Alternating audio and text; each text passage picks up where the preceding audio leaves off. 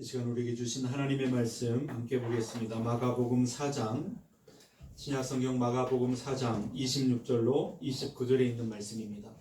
하나님의 말씀 마가복음 4장 26절로 29절에 있는 말씀입니다. 제가 봉독해 올립니다. 또 이르시되 하나님의 나라는 사람이 씨를 땅에 뿌림과 같으니 그가 밤낮 자고 깨고 하는 중에 씨가 나서 자라되 어떻게 그리 되었는지를 알지 못하느니라. 땅이 스스로 열매를 맺되 처음에는 싹이요 다음에는 이삭이요 그 다음에는 이삭의 충실한 곡식이라. 열매가 익으면 곧 낯을 대나니 이는 추수 때가 이르렀습니다. 아멘. 이 말씀을 통해서 하나님이 우리에게 꼭 필요한 음성을 들려주시길 바랍니다. 한 주간도 고생 많으셨습니다. 험한 세상에서 믿음으로 살아가시기에 얼마나 힘드시고 그러십니까? 그러나 하나님이 여러분과 함께 하시니 힘내셔서 주신 사명 잘 감당하시는 그런 일꾼들이 될 수 있기를 바랍니다. 그렇게 되길 바랍니다. 네. 주님 앞에 나오셨으니 우리 하나님 주시는 풍성한 은혜와 평강이 여러분의 심령과 가정에 충만하시기를 축복합니다. 목사가 되고 보니까 매일 하는 일이 이제 설교하는 일이죠. 365일 빼놓지 않고 거의 하는 것 같습니다. 그런데 그 설교할 때마다 그 마음에 드는 것은 늘 두렵고 떨리는 마음이 가득합니다. 우리가 어떤 사람의 말을 다른 사람에게 전달할 때도 정확하게 그것을 전달하는 것이 쉽지 않잖아요. 근데 그 연약하고 부족한 인간이 영원하신 하나님의 말씀, 그 마음을 다 어떻게 깨닫고 그것을 또 정확하게 전달해낼 수 있는가, 그런 이유 때문에 늘 두렵고 떨리는 마음이 있습니다. 그리고 그것을 잘 전달했는가, 그걸 생각해보면 너무나 부끄럽고 죄송한 마음이 늘 마음에 많지요. 제가 처음에 첫 설교가 언제였냐면 군대에 있을 때 첫 설교를 했었습니다. 군대 그 제대를 앞두고 마지막 주일에 그 군대 교회에서 제가 설교를 했었는데요.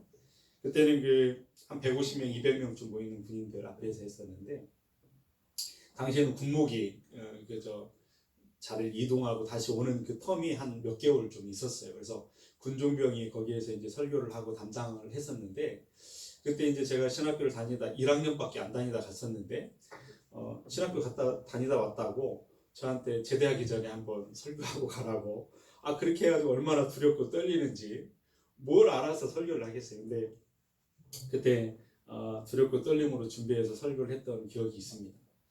들었던 사람들은 그 설교를 내용도 기억을 다 못하겠지만, 그 설교한 사람은 저는 한 25년, 26년 전이지만 그때 그 본문도 기억을 하고요. 생생히 그것을 기억하고 있죠. 그때 제가 설교했던 그 본문 요한복음 12장 24절에 있는 말씀이에요. 내가 진실로 진실로 너희에게 이르노니 한 알의 밀알이 땅에 떨어져 죽지 않으면 한 알 그대로 있고 죽으면 많은 열매를 맺느냐.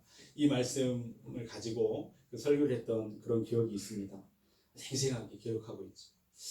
그럼 예수님의 제자 베드로, 이분이 첫 설교는 언제 어디에서 했던 것인가 우리가 생각해 보면, 그분은 아마 사도행전 2장에 기록된 설교가 베드로의 첫 번째 설교가 아니었는가 그렇게 생각을 해봅니다. 그때 베드로의 첫 번째 설교는요 정말 대단한 것이었습니다. 정말 놀라운 역사가 있었죠. 우리가 먼저는 모인 성도의 수만 가지고도 정말 대단한 설교였다라는 것을 보게 돼요. 사실은 평소에 예루살렘에 거주하는 그 주민들이 얼마나 되냐면 한 8만 명쯤 된다고 합니다. 그런데 이제 명절이 되어서 6월절이나 오순절에는 사람들이 흩어졌던 유대인들이 막 모이대잖아요. 순례자들이 막 모입니다.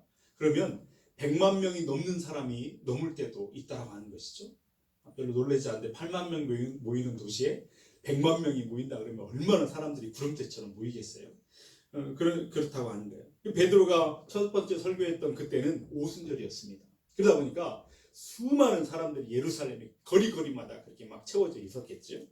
그때 그 설교를 들은 사람들 가운데에는 마음의 찔림을 받고 또 회개를 하고 세례를 받은 사람들이 얼마나 됐다고요?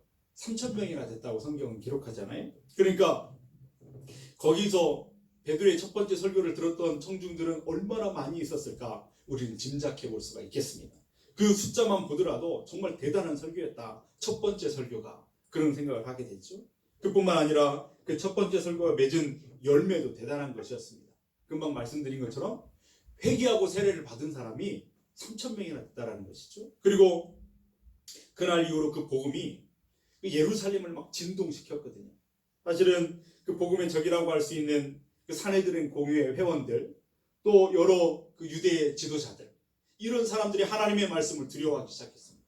뿐만 아니라 그 말씀이 예루살렘을 그 장벽을 넘어서고 또 유대를 지나고 사마리아를 통과하면서 사방으로 막 복음이 힘있게 빠르게 이렇게 확산되어졌다라는 사실을 우리는 사도행전을 통해서 우리 이미 보았지요. 그렇게 우리가 말씀을 통해서 보았습니다. 그러니 베드로의 첫 번째 설교는 모든 그리스도인들의 가슴 가운데 정말 대단한 설교였다라고 하는 사실을 말할 수밖에 없는 것이죠. 그런데 여러분, 우리가 한 가지 생각해 볼 것은 그날 그 설교가 대단한 역사가 있었던 설교였는데 그 설교를 했던 베드로는 예상이나 했을까요? 이런 결과를 알 것을. 아마 베드로 본인은 말할 것도 없고 사실은 그 다른 사도들도 그런 일이 있을 것이라고 하는 상상도 못하는 그런 일이었을 것이다. 이런 생각을 해보게 됩니다. 왜냐하면 베드로 그 본인을 생각해 본다면 그럴 만한 사람이 아니잖아요. 여러분, 갈릴리에서 그 갈릴리 바다에서 잔뼈가 굵은 사람이에요. 어부로 살았던 사람입니다. 회당에서 읽고 쓰는 것을 배웠을 거예요. 율법의 기본적인 그런 교육들도 받았을 것입니다. 그런데 그것이 전부였을 거예요. 어떤 특별한 스승을 만나서 그 당시에 유행하고 있던 다른 사람들을 논리적으로 설득하고 또 이해시키는 무슨 어떤 기술적인 것, 무슨 뭐 수사학이나 이런 것들을 배우지도 않았을 거예요. 그가 배운 것이라고 하는 것은 물고기 잡는 기술이었을 것입니다. 이 사람이 보고 들은 견문이라고 하는 것은 뭐 멀리 여행을 해본 적도 없기 때문에 사실은 그 갈릴리 주변에서 얻은 것이 전부였을 겁니다. 그렇기 때문에 베드로 이 한 개인을 두고 생각해 본다면 이 엄청난 결과는 아무도 예상하지 못한, 본인도 예상하지 못한 그런 결과였을 거예요. 저는 이 베드로가 그렇게 설교하고 그런 일들, 아무도 예상하지 못한 그런 결과들을 나타낸 그 기사들을 읽으면 위로를 받기도 하고, 그렇죠? 부족한 사람을 하나님이 쓰셔서 이렇게 하신다는 것을 통해서 위로를 얻고 힘을 얻고 용기도 얻게 되는 것이 사실입니다. 그런데 만약에 베드로가 그 설교를 한 다음에 이렇게 말했다면 어떻게 할까요? 성경에 기록되지 않았지만 여러분, 내가 이 첫 번째 설교를 하고 일어난 일들에 대해서 여러분 놀라십니까? 아닙니다. 당연한 일입니다. 예상했었습니다. 내가 이 첫 번째 설교를 하기 위해서 얼마나 노력하고 애쓴 줄 아십니까? 내가 사람들의 마음을 감동하고 내가 사람들의 마음을 막 설득하기 위해서 남모르게 어떤 스승을 만나서 수사학도 배우고 정말 철저하게 준비해서 이 설교를 했고 이 수고의 결과로 이런 일이 나타났습니다. 나는 예상하고 있었습니다. 당연한 일이었습니다. 라고 말했다면 정말 실망스러운 일이 되고 말 것입니다. 아무도 예상하지 못한 그 결과를 냈다라는 것이죠. 오늘날 많은 세상의 사람들은 어떤 노력을 하면 그 노력에 상응하는 어떤 그 결과가 반드시 따라온다라고 하는 어떤 그런 계산법을 가지고 살아갑니다. 그것을 또 기대하고 살아가고 있죠. 어떤 사람들은 교회 안에서도 영적인 일도 마찬가지라고 생각합니다. 수고하고 열심히 하면 그에 상응하는 결과가 반드시 있을 것이라는 그런 생각을 갖고 그렇게 간증하는 사람들도 있습니다. 여러분, 그 기독교 공부 같은 데 이런 데 보면 세미나 이런 것들이 많이 나오거든요. 이 평신도를 위한 세미나도 많지만 사실은 대부분 이제 목회자를 위한 세미나가 많습니다. 그 세미나의 주제가 다른 것이 아니에요. 교회 성장, 어떻게 하면 교회를 성장시킬 수 있을까에 대한 어떤 주제로 교회 성장에 대한 그런 세미나가 대다수를 차지하고 있는 것을 보게 됩니다. 그런 세미나에 모이는 사람들은, 목회자들은 어떤 사람들이냐면 교회가 성장하지 못하고 막 침체되어 있고 이런 것에 대해서 깊은 고민을 갖고 어떻게 하면 교회가 성장할 수 있을까, 그 비결이 무엇일까, 획기적인 비결이라도 한번 배우고 싶어서 찾아오는 사람들이 많습니다. 그래서 거기 세미나에 등장하는 그 강사들은 가만히 보면 교회가 그분이 섬기는 교회가 급속도로 성장하고 꾸준히 성장하고 있다라고 하면서 인정받고 그렇게 박수받는 그런 목사님들이 많죠. 그런 분들이 이제 오셔가지고 나름대로 자기가 했던 경험들, 성공적인 어떤 성공담들, 이런 것들을 비결인 것처럼 그렇게 설명할 때가 많이 있는 것을 보게 됩니다. 뭐 비결이라 해봐야 뭐 이런 것들이죠. 예를 들어서 저도 뭐 참석해 본 적이 있는데 교회 성장 세미나 그걸 가면 이런 것들 이야기합니다. 목사가 이제 자기 관리를 잘해야 된다는 거예요. 그래서 독서도 많이 하고 성경도 깊이 연구하고 뭐 맞는 말이죠, 그죠? 또 그런가 하면 이제 교회 안에 소그룹을 활성화시켜서 해야 된다, 뭐 이런 말들. 또 획기적인 전도 방법들을 개발해 가지고 그것을 해야 된다. 또 어떤 경우에는 교회 건물을 새롭게 지어야 되고 환경을 깔끔하고 깨끗하게 해야 사람들이 모인다. 뭐 이런 그런 것들을 비결인 것처럼 이렇게 이야기할 때가 많습니다. 그렇게 투자를 해야 된다는 것이죠. 들어보면 일리가 있는 말이기도 하고 뭐 투자해야 결과를 낳는다. 뭐 그런 말에 수긍도 갑니다. 그런데 여러분 가만히 생각해 보면 그런 세미나에서 그런 제공되고 있는 그런 소위 비결이라고 말하는 것들은 여전히 세상에서 그 계산법을 가지고 있는 그런 공식이 여전히 그렇게 작용하고 있다는 사실을 우리가 발견하게 되는 것이죠. 뭐냐면 경제 논리에 따라서 어떤 공식이 작용됩니다. 투자하면 결과를 낳는다. 하나를 투자하면 두 개를 얻을 수 있고 두 개를 투자하면 네 개를 얻는 것이 그 방법이다. 그러면서 가르쳐주는 경우가 많다라는 것입니다. 예를 들어서 그래서 그 교회를 성장하고 성장하지 못하는 것에 대해서 진단하고 평가할 때 이렇게 말할 때가 있습니다. 어떤 교회가 성장을 하지 못하고 있어요. 그러면은 평가하기를 이렇게 진단합니다. 투자하지 않았기 때문입니다. 투자하자 이런 일들에 투자하고 획기적인 방법들을 개발하고 해야 되는데 그거 안 했기 때문에 교회가 성장하지 않은 것입니다. 간단하게 그냥 진단해버려요. 그런데 어떤 교회가 꾸준히 성장하고 있다. 그 사람들은 진단하기를 공식에 따라서 뭐라고 말하냐면 투자했기 때문입니다. 이 교회는 2개 정도 투자하면 성장하게 되는데 아니 더 열심을 내가지고 3개를 투자했으니 이렇게 획기적으로 성장할 수 있었다라고 이렇게 진단하고 평가하는 경우가 있다라는 거예요. 어느 정도 뭐 수긍이 가는 부분도 있습니다. 뭐 투자하고 열심을 내야 결과를 낳는다. 뭐 맞는 말이기도 하죠. 근데 문제가 있습니다. 뭐냐면 이 사람들이 말하는 그 성공의 비결들, 성장의 비결들, 이 공식을 적용한다고 한다면 이것이 언제나 어디서나 다 옳게 적용되는 것인가? 라고 하는 것이죠. 거기에 문제가 있습니다. 예를 들어서 건물을 돈을 많이 투자해가지고 좋은 건물 수십억, 뭐 수백억 이런 되는 건물을 지었다고 보세요. 예배당을. 그러면 저절로 교회가 성장하고 사람들이 모이게 되는 것일까요? 그렇지 않죠. 그냥 교회가 성장하고 되는 것이 아닌 것을 보게 됩니다. 이 현실은 그렇지 않습니다. 또 그들의 말대로 만약에 정말 마음은 굴떡 같고 투자하고 싶은 마음이지만 형편이 되지 못해서 투자하지 못하는 그런 교회가 있다고 한다면, 그런 형편에 있는 교회가 있다고 한다면 어떻게 되겠어요? 그들의 논리대로 한다면, 그들의 공식대로 한다면 희망이 없는 교회잖아요. 성장할 수 없는 희망이 없는 그런 교회, 딱 인치켜버리는 그런 교회가 되고 말지 않겠습니까? 이런 공식을 적용해가지고 우리 한국교회 대비시켜서 진단해 본다면 어떨까? 여러분 요즘 그 한국교회를 두고 생각해 볼 때 어떤 생각들을 드십니까? 여러분 너무 답답하기도 하고 정말 답이 없다, 노답이다 이렇게 생각할 만큼 그런 시대에 우리가 살고 있는 것을 보게 되죠. 많은 사람들이, 많은 성도들이 전도도 하지 않지만 전도가 되지 않는다고 이야기들을 많이 합니다. 세상 사람들이 더 이상 교회에 대한 매력을 느끼지 못하는 시대에 살고 있는 것처럼 보입니다. 아니 교회에 대한 사회의 신뢰도가요 아주 바닥에 떨어진 것 보게 돼요. 뭐 불교, 천주교, 기독교 뭐 이렇게 어떤 신뢰도 조사를 하는데 가장 꼴찌가 교회고요. 그 교회가 신뢰도가 너무 바닥에 떨어졌어요. 연일 계속 보도되고 있는 언론의 보도들을 보면은 사실은 어떤 일부 불미스러운 일들 때문에 한국교회 전체가 썩고 부패된 것처럼 그렇게 매도되는 그런 슬픈 현실이 오늘 우리가 살아가는 이 시대인 것 같습니다. 그런가 하면 사입이나 이단들이 여전히 판을 치고 이런 틈새를 공격하고 있는 것을 보면서 덩달아 그렇게 모든 교회들이 욕을 먹는 시대에 우리가 서 있단 말이죠.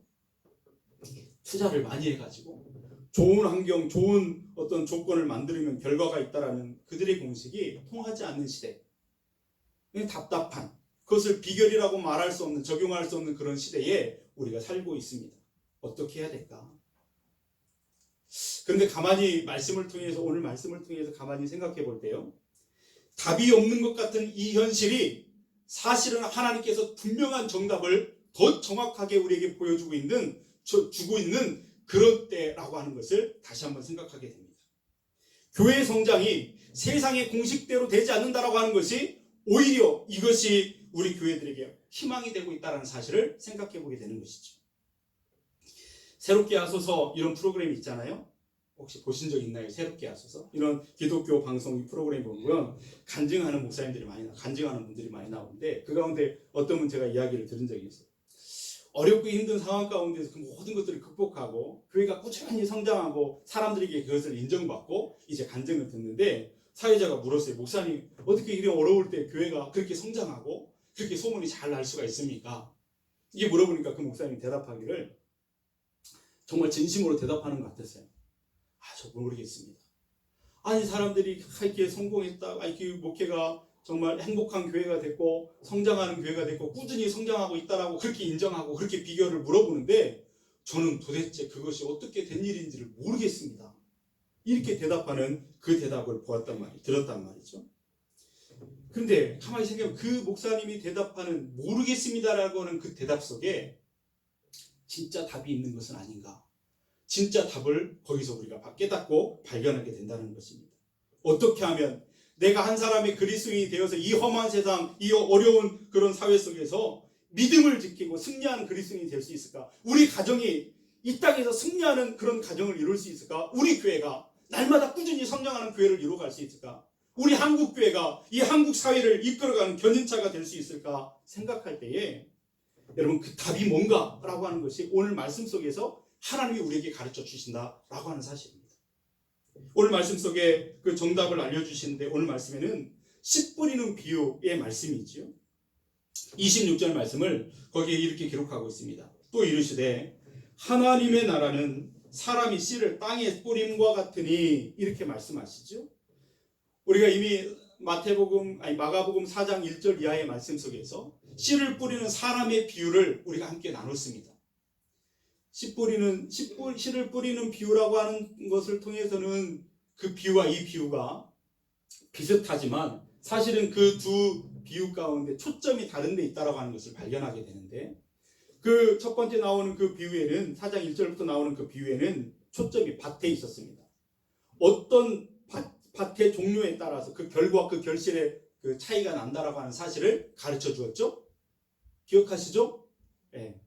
길가 돌밭 가시덤불, 좋은 땅 이것을 통해서 가르쳐 주셨어요. 근데 오늘 비유는요. 씨 뿌리는 농부가 등장하고 있습니다.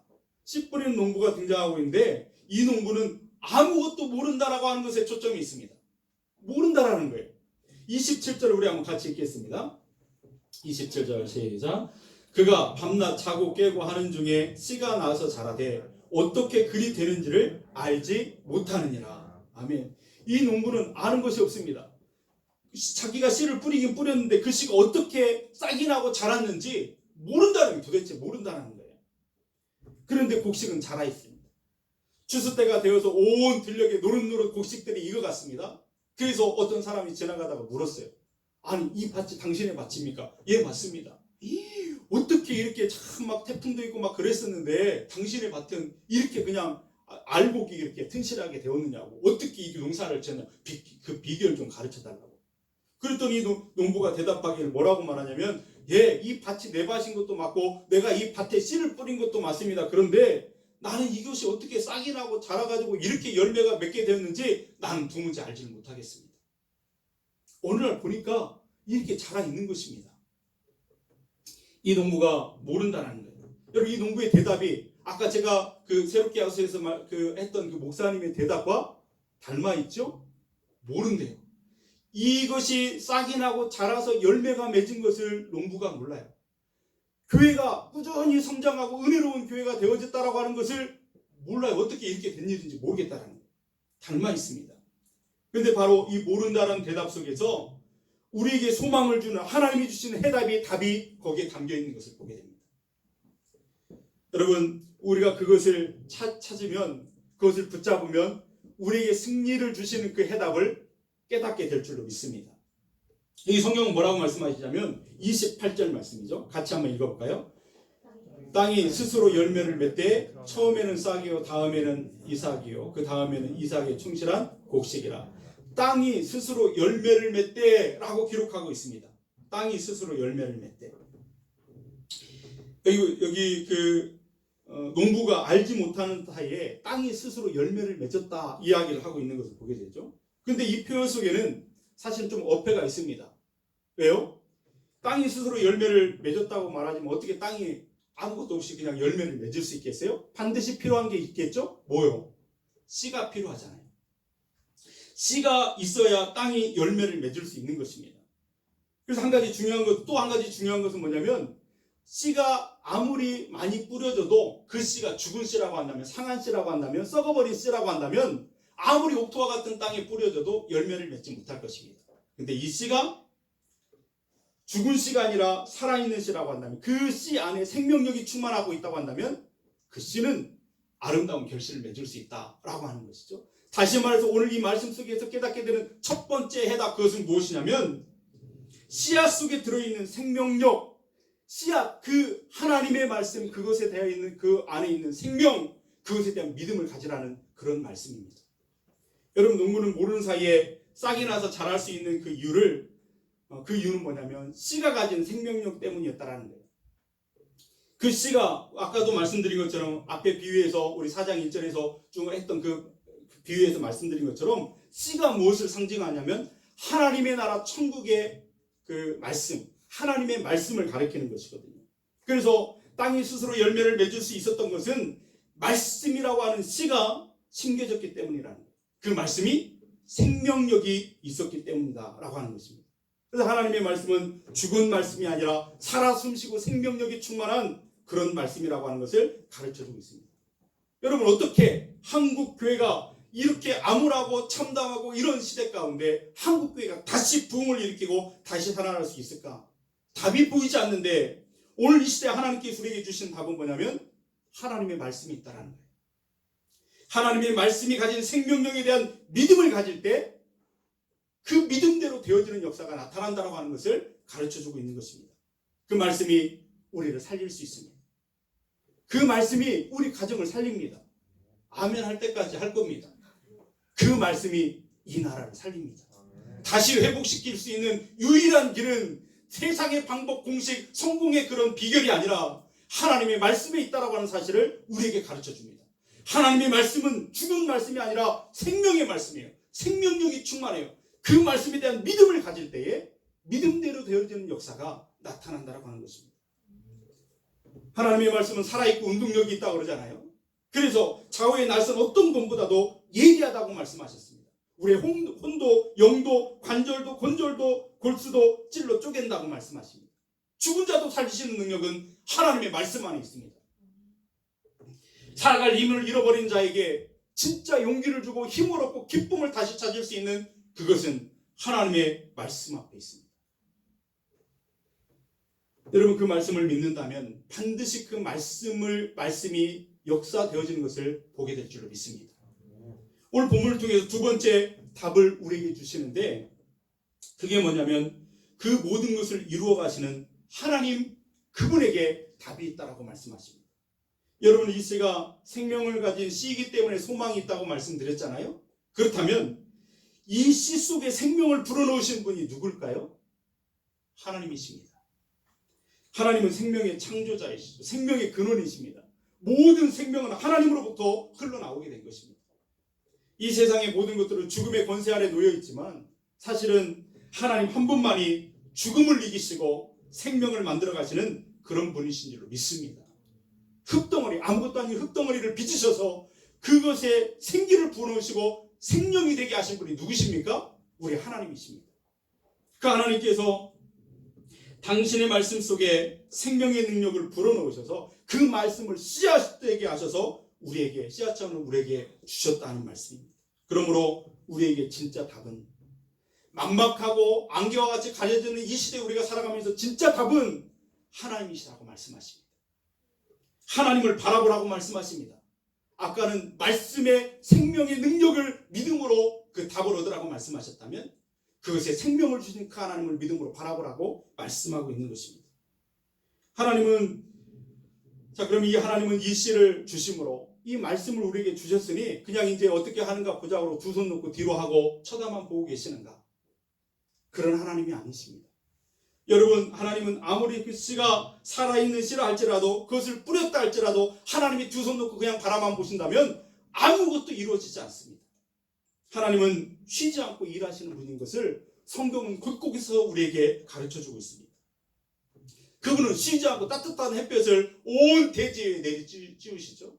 그래서 땅이 그 햇볕을 받게 하시고, 씨가 뿌려지면 그 씨앗을 땅이 품게 하셔서 그 싹이 이제 또 때가 되면 이른 비와 늦은 비를 내려줘 수분을 공급하시고, 그 안에 생명의 역사들이 나타나게 하시면서 싹이 나고 뿌리가 땅에 깊이 내리면서 그것을 도우시는 모든 그 역사를 하나님이 하시고 계시다라고 하는 것입니다.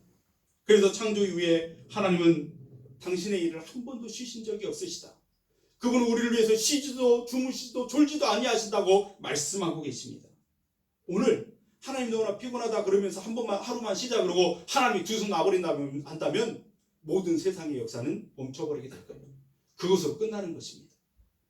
그러므로 하나님은 지금도 우리를 위해서 일하고 계시는 분이신 것을 믿음으로 바라보실 수 있기를 축복합니다. 하나님이 일하시는 한 그래서 우리에게는 소망이 있는 것입니다. 앞에서 어떤 목사님이 그 교회 성장의 원인을 물어볼 때에 나는 도무지 알지 못한다라는 말씀을 우리가 아까 나눴잖아요. 그 대답을 여러분들은 어떻게 생각해요? 아니, 담임 목사가 교회 성장의 이유를 모른다고 한다면 너무 무책임한 거 아닌가? 그렇지 않습니다. 여러분, 그 대답 속에 저는 공감하면서 그 대답이 맞다고 생각합니다. 모른다는 대답이 사실은 그분 마음 가운데 그보다 더 정확하게 분명할 수밖에 없는 한 가지 답이 있다라고 하는 것을 말해주고 있기 때문에, 내가 가진 능력으로는, 내가 가진 실력으로는, 내가 가진 경험으로는 할 수 없는 일이기 때문에 도무지 답을 얻을 수 없습니다. 그런데 하나님이 하셨습니다. 이런 고백이 그 마음 가운데 있는 고백인 줄을 믿습니다. 여러분, 어떻게 교회가 성장할 수 있는가? 아무리 생각해보아도 그것은 하나님이 하셨다라고밖에 고백할 수가 없다라고 하는 고백이 거기에 있는 것이죠.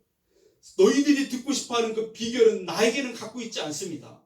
그러나 이 모든 것은 하나님이 하신 일임을 나는 알고 있습니다. 이렇게 고백하는 거예요. 여러분, 우리가 최근에 교회를 리모델링하고 또 교회를 정상화하는 여러 가지 과정 가운데 그냥 되어진 일이 아닙니다. 다 지나고 말씀을 준비하면서 가만히 생각해 보니까 어떻게 이 일이 진행되고 맞춰졌을까? 또 다시 공사를 이렇게 준비하면서 이거 무엇을 준비해야 될까? 이런 것을 생각을 해볼 때에 가만히 생각해 보니까 어떻게 이 일이 됐는지 모르겠어요. 제 대답은 모르겠다라는 게 정직한 고백입니다. 이 고백 가운데는 하나님이 하셨다는 고백이 있는 거예요. 하나님이 우리 교회를 사랑하셔서 역사하신 그 결과라고 하는 사실을 고백하는 것이죠. 우리는 모르는 거예요. 하나님이 모르는 사이에 하나님이 역사하고 계셨다라고 하는 것을 말해주는 것입니다.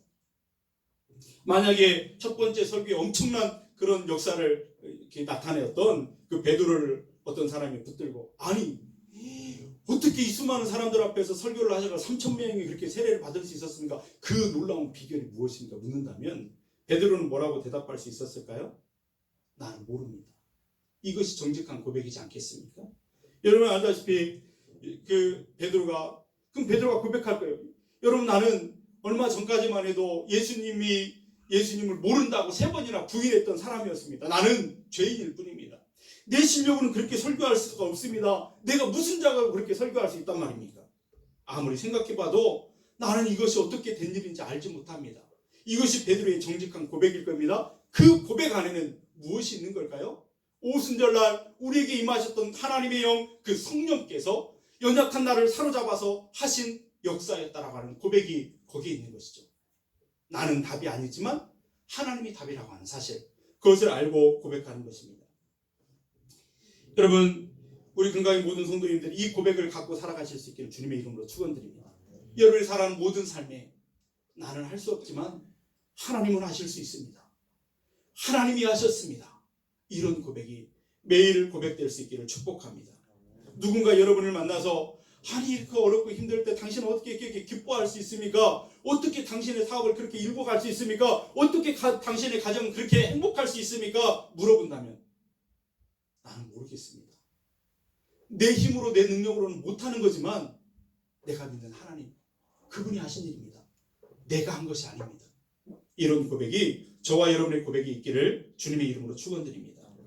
여러분, 오늘날 많은 사람들이 자기가 살아온 삶의 경험들을 통해서 성공담을 이야기합니다. 이것이 방법이라고, 이것이 비결이라고, 이렇게 하면 성공할 수 있다고 공식을 말하듯이 그렇게 말합니다. 그러나 여러분, 만약 그 비결이라고 생각하고 말했던 그것들이 더 이상 통하지 않는 시대나 통하지 않는 상황이 주어지게 된다면 어떻게 될까? 바로 지금이 그런 때잖아요. 많은 어떤 그 세상의 그 선배들이 이것이 비결이라고 말해줬던 그 많은 것들이 통하지 않는 시대, 정말 처음 가보는 이런 시대에 우리가 서 있습니다. 답답하고 정말 암울한 시대 가운데, 정말 어쩔 수 없는 그런 시대 가운데 우리가 서 있지 않습니까? 그래서 여러분, 교회도 이것이 비결이라고 말했던 많은 성장했던 교회들이 한순간에 무너지고 막 갈등과 다툼과 그런 일들이 벌어지고 있는 것을 얼마나 많은 곳에서 우리가 발견하는 거예요. 그럼 어떤 사람들이 이렇게 말할지도 모르겠어요. 그때는 그것이 그 비결이 통했는데 시대가 변했으니까 새로운 비결을 발견하면 된다고 말할지도 모르겠습니다. 근데 여러분, 아주 중요한 문제가 거기 있죠. 시대와 상황에 따라서 변할 수 있는 것은, 변하는 그 비결이라고 한다면 그것은 진리가 아닙니다. 하나의 방법일 뿐이죠. 그때 적용하는 그냥 방법일 뿐입니다.